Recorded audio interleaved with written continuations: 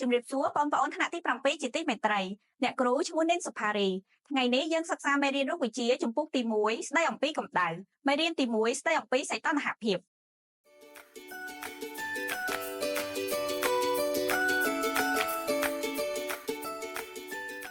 ក្រោយពីបញ្ចប់មេរៀននេះបងប្អូនអាចរៀបរាប់ពីសញ្ញាសីតុណ្ហភាពរៀបរាប់ពីមាត្រដ្ឋានសីតុណ្ហភាពនិងរបៀបក្រឹតទេម៉ូម៉ែត្រប្រើប្រាស់ទេម៉ូម៉ែត្រក្នុងជីវភាពរស់នៅប្រចាំថ្ងៃនិងនៅក្នុងបច្ចេកទេស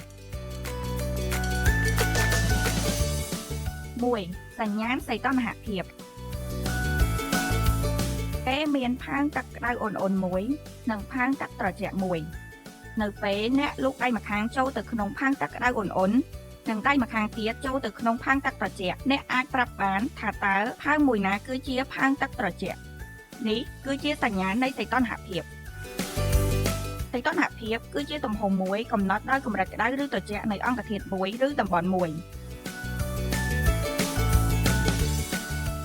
2មាត្រដ្ឋានសីតុណ្ហភាពមាត្រដ្ឋានសីតុណ្ហភាពមានចំនួន3គឺមាត្រដ្ឋានសេស៊ីវឬអង្សាសេមាត្រដ្ឋានកែលវិនឬមាត្រដ្ឋានដាច់ខាតនិងមាត្រដ្ឋានផារ៉ាន់ហៃតមាត្រដ្ឋានដែលគេនិយមប្រើគឺមាត្រដ្ឋានសេស៊ីវ2.1មាត្រដ្ឋានសេស៊ីវក្នុងមាត្រដ្ឋាននេះគេកំណត់យកទឹកសុទ្ធកកឬរលាយនៅចំណុច0អង្សាសេនិងទឹកសុទ្ធពុះនៅចំណុច100អង្សាសេចាប់ពីចំណុច0អង្សាសេរហូតដល់100អង្សាសេគេចែកជា100ប្រឡោះក្រិតស្មើគ្នាដែលប្រឡោះក្រិត1ស្មើនឹង1អង្សាសេ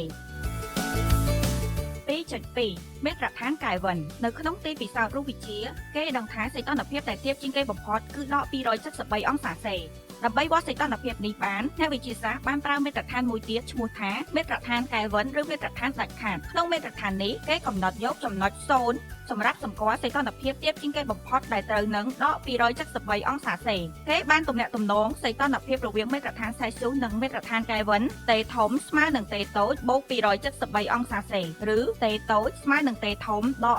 273អង្សាសេដែលតេធំជាសីតុណ្ហភាពគិតជាកែលវិនតេតូចជាសីតុណ្ហភាពគិតជាអង្សាសេ2.3មាត្រដ្ឋានផារ៉ាន់ហៃតជាមាត្រដ្ឋានដែលគេនិយមប្រើនៅក្នុងប្រទេសអង់គ្លេសសហរដ្ឋអាមេរិកនិងអាល្លឺម៉ង់ក្នុងមាត្រដ្ឋាននេះគេកំណត់យកសីតុណ្ហភាពទឹកសុទ្ធកកឬរលាយនៅចំណុច32អង្សាហ្វារិនហៃតនិងទឹកសុទ្ធពុះនៅចំណុច212អង្សាហ្វារិនហៃតដើម្បីគណនាមាត្រដ្ឋានផារ៉ាន់ហៃតគេប្រើប្រាស់រូបមន្ត F ធំស្មើនឹង 1.8 គុណនឹង T បូកនឹង32ដែល F ធំគឺជាមាត្រដ្ឋានផារ៉ាន់ហៃត T តូចជាមាត្រដ្ឋានសេស៊ីវលំហាត់ហ្វឹកហាត់ទី1តើទំហំមួយដែលកំណត់កម្រិតក្តៅឬត្រជាក់នៃអង្គធាតុឬតំបន់មួយហៅថាអ្វីកកម្ដៅខទេម៉ូម៉ែត្រគសីតុណ្ហភាពខមាត្រដ្ឋានសីតុណ្ហភាព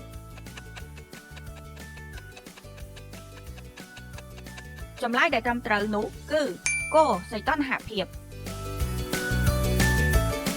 3ទេម៉ូម៉ែត្រទេម៉ូម៉ែត្រគឺជាឧបករណ៍មួយសម្រាប់វាស់សីតុណ្ហភាពទេម៉ូម៉ែត្រដែលគេនិយមប្រើមានដូចជាទេម៉ូម៉ែត្របារ៉តទេម៉ូម៉ែត្រអាល់កុលទេម៉ូម៉ែត្រទេម៉ូគូបទេម៉ូម៉ែត្រអេឡិចត្រូនិក3.1ទេម៉ូម៉ែត្របារ៉តទេម៉ូម៉ែត្របារ៉តធ្វើពីបំពង់កែវមួយដើមដែលនៅខាងចុងមានកណ្ដកសម្រាប់ទុកបារ៉ត